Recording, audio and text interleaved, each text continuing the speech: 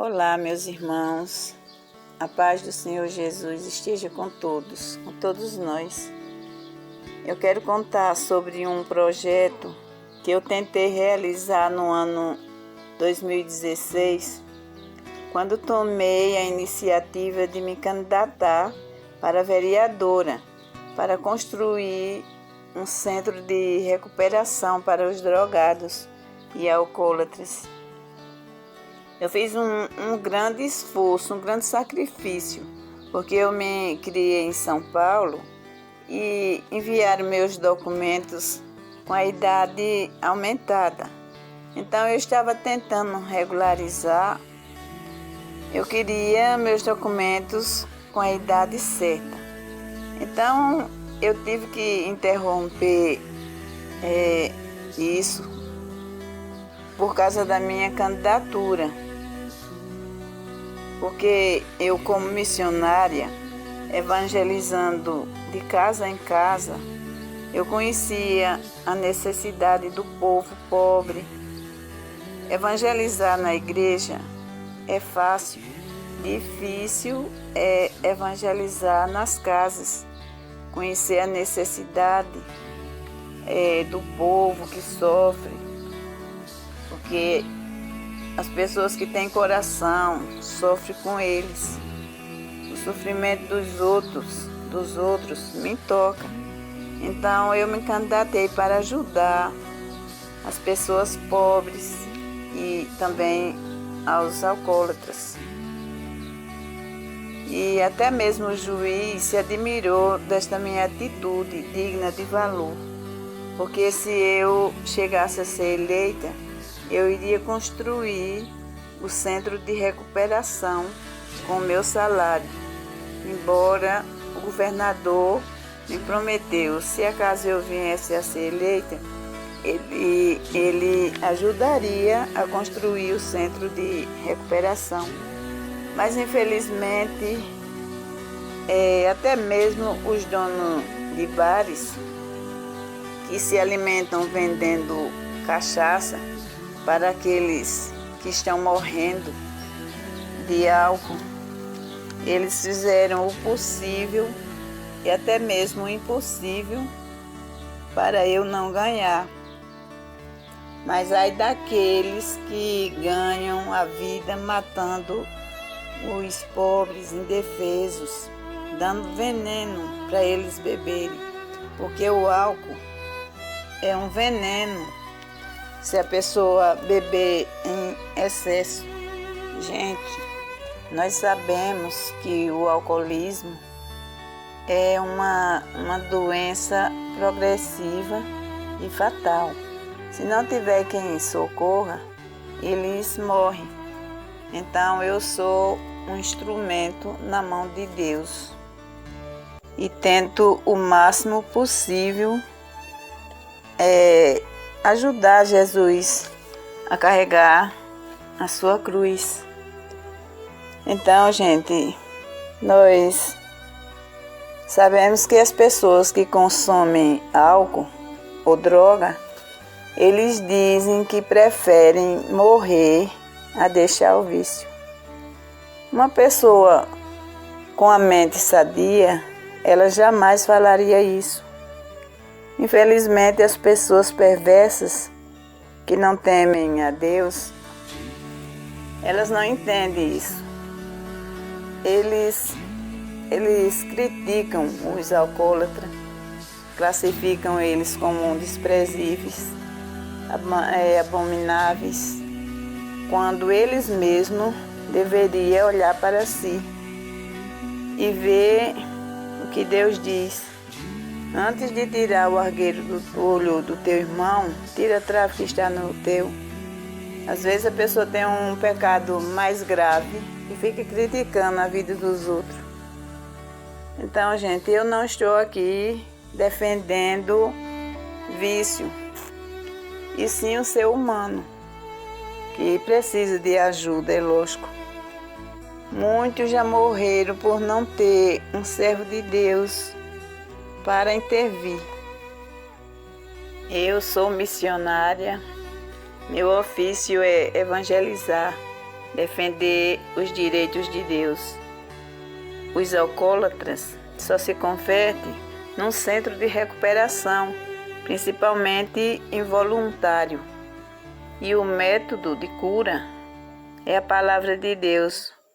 Só Deus transforma, converte, renova. E o centro de recuperação é o sonho que Jesus sonhou para eles. E a caridade consiste em defender a causa do desvalido, excluído da sociedade, sem vez nem voz. Jesus também sentiu-se dessa forma. Estava desfigurado, não tinha quem defendesse sua causa. Homem das dores, provado pelo sofrimento. Então, gente, ele está no pobre que sofre, porque ele também sofreu o desprezo. Mas Deus lhe outorgou um nome que está acima de todos os nomes. E eu quero acrescentar, gente, que certa vez um bêbado me viu e falou: a senhora não gosta de mim porque quer me internar. E Jesus me deu assim uma palavra de sabedoria, assim de revelação, e disse que gostava tanto, que gostaria que construísse um centro de recuperação para ele não morrer. Passaram-se as eleições e eu perdi. E esse rapaz foi assassinado. A profecia de Jesus se cumpriu.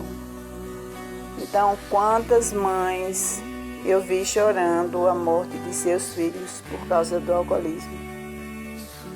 Mas, infelizmente, teve uma atitude de uma mãe que eu abominei.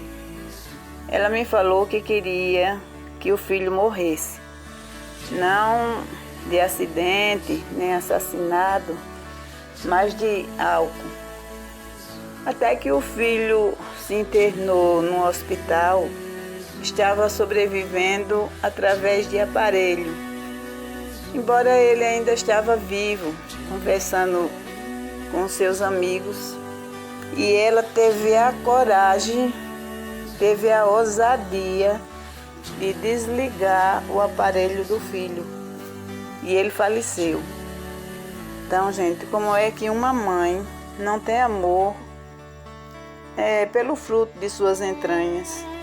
Deus manda o povo defender a vida desde a concepção ao túmulo.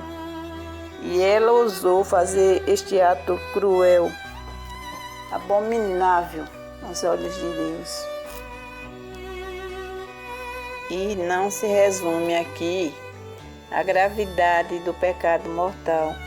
Como Frei Damião dizia, o pecado mortal que o povo pratica com a mesma facilidade de tragar um copo com água. A maioria, gente, não tem senso de humanidade, de solidariedade. Como, por exemplo, houve uma missão aqui na cidade e vieram freira, frei e seminarista para evangelizar de casa em casa. E cada missionário foi designado para evangelizar em 3 ruas. E cada um tinha um acompanhante. Então, uma moça me acompanhou, nas missões. E eu evangelizei em 2 ruas. Chegando à terceira, eu vi que tinha algo errado. Todas as portas estavam fechadas, com exceção a uma única casa no final da rua que estava aberta. Então eu fui lá e perguntei o motivo daquela rua estar com as portas todas fechadas. Daí então essa mulher me respondeu que tinha morrido uma criança, que eram gêmeas, tinha 2 gêmeas, morreu uma. E então por isso as portas estavam fechadas, porque foram para o enterro dessa criança. E eu, meio curiosa, né, que eu sou um pouco curiosa, e então eu quis saber o motivo da morte da criança. Então a mulher me falou que a criança tinha morrido de fome. Eu achei aquilo inacreditável. E quando os outros missionários chegaram na mesma rua que a gente marcou de se encontrar, eu não tive coragem de chegar até a casa dessa mulher, que a criança havia morrido.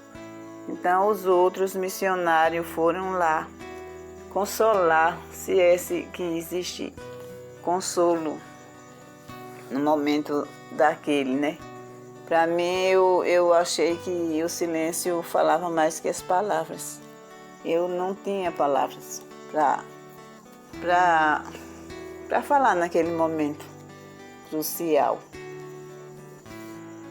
Então, a gente vê esse tipo de coisa, os missionários vê esse tipo de coisa, fica revoltado.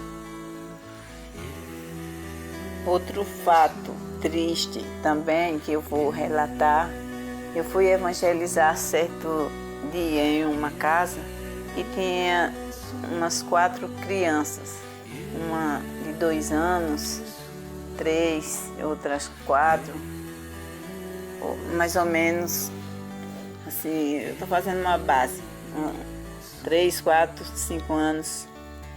Então, gente, tinha uma dela que começou a chorar no momento em que eu estava evangelizando. Ela chorava tanto que aquilo, sei lá, me faltou a paciência, porque eu não estava conseguindo pregar a palavra de Deus. Então eu quis saber da mãe o que estava acontecendo, se a criança estava com alguma dor, qual era o problema. Daí a mulher me falou que a criança estava com fome. Daí eu parei de evangelizar e mandei ela ir dar o alimento para a criança. Então ela me falou que só tinha um copo de leite para a criança tomar na hora de dormir. E isso eram umas 4 horas mais ou menos. Então essa criança ia chorar até a noite de fome, né? Então eu perguntei pelo pai da criança e a mãe me falou que ele era um bêbado, vendeu um saco de feijão que tinha em casa e foi embora com o dinheiro, foi gastar na cachaça e deixou os filhos todos com fome. E eu me compadeci dessa mulher e trouxe ela até a minha casa e dei uma cesta básica. Mas até quando ia durar essa cesta básica?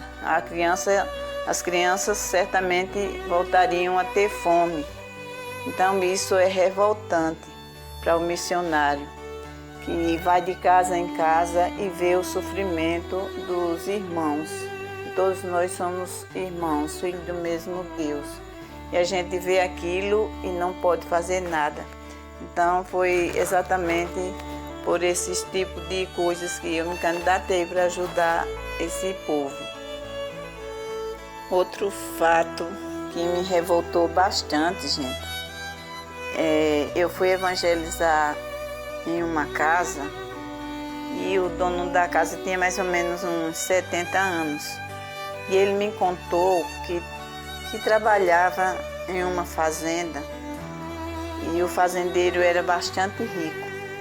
E chegou na casa desse fazendeiro uma mulher com um filho recém-nascido, não sei se era do sexo masculino ou feminino, mas isso é o que menos importa. Então essa mulher chegou na casa do fazendeiro e pediu um prato de comida. E o fazendeiro falou que não tinha nada. E a mulher insistiu muito, dizendo que estava com muita fome. E ele disse que não tinha realmente nada. Então ele deu para a mulher R$ 2. E na fazenda, a fazenda ficava distante da cidade. Então essa mulher saiu fraca, estava fraca de fome. Ela saiu, andou uns 30 metros, mais ou menos, e caiu e morreu. Então encontraram ela com o filho sugando o peito dela, não tinha leite, o filho estava sugando apenas o sangue. Foi o que sustentou essa criança, que fez essa criança sobreviver. Foi ele sugando o sangue da mãe. E quando olharam, estava em cima da mulher, estava a nota de R$ 2. Então isso revolta. Isso me revoltou bastante, né? Porque como é que um fazendeiro não tem um prato de comida para dar a uma pessoa? Não tem um biscoito, uma fruta. Eu acho que isso é covardia. Esse homem foi um covarde. Quem sabe ele enriqueceu com riquezas ilícitas, uma riqueza que não provém de Deus. Porque se fosse de Deus, ele temia a Deus e daria alguma coisa para a mulher se alimentar. Porque ele viu que ali na fazenda não tinha onde ela comprar nada para comer. Então, gente, o povo também me conta muitas histórias de superação, de milagres do Padre Cícero, do Padre Damião. Mas esse milagre que eu vou contar agora, eu vou contar porque vocês talvez estejam pensando, nossa, Thelma só conta histórias ruins. Então eu vou falar uma que Deus operou, um milagre. É lógico que todos os milagres provém de Deus, mesmo que seja através dos santos, mas todos quem realiza é Deus. Então, gente, teve uma mulher que me contou que comprou um objeto, aqueles vendedores ambulantes que vendem nas portas, e no final do mês o homem foi cobrar o dinheiro, né? E coincidiu que nesse dia ela não tinha R$ 1 no bolso. Quando ela falou que não tinha o dinheiro, o homem ficou bravo, falando que não saía sem o dinheiro. E falou que ele iria cobrar as outras pessoas e após 1 hora voltaria. A mulher se desesperou e falou que não iria sair de casa porque não tinha quem tomar emprestado. Então ela ligou o rádio e ouviu uma pregação onde o pregador dizia que Deus é fiel, que Ele não abandona os seus, principalmente os que creem nele. Aí ela disse, se é assim, então que Ele mande o dinheiro aqui para minha casa, porque eu não tenho a quem recorrer. Então de repente chegou uma amiga dela que tinha recebido um dinheiro e não estava precisando, né? Não estava precisando dele no momento. E ela pediu para essa mulher guardar o dinheiro dela. Então, ela, como estava necessitada, pediu emprestado apenas o dinheiro necessário para ela pagar o homem. Mas a mulher ofereceu todo o dinheiro e ainda falou que ela poderia pagar quando eu tivesse. Ela então viu que Deus nunca abandona os que creem nele. Ela viu realmente aí a existência de Deus, porque ela pediu um milagre e Deus se manifestou naquele momento dela de desespero. Então, meus irmãos, eu quero dizer que Deus diz, não lance olhares desesperados, eu sou teu Deus, não te deixarei, não te abandonarei. Tu não estás só. Sou eu quem pelejo nas tuas batalhas. Então, nenhum ouvido ouviu, olho algum viu, outro Deus salvar assim aqueles que contam com eles. Haveria alguma coisa impossível para Deus? Haveria alguma coisa que Deus não possa fazer? Para Deus nada é impossível. Então vocês fiquem todos com o Deus dos impossíveis. E deixem seu like, curta o canal. E tchau, tchau. Fiquem com o Deus dos impossíveis. Que eu também estou com Ele.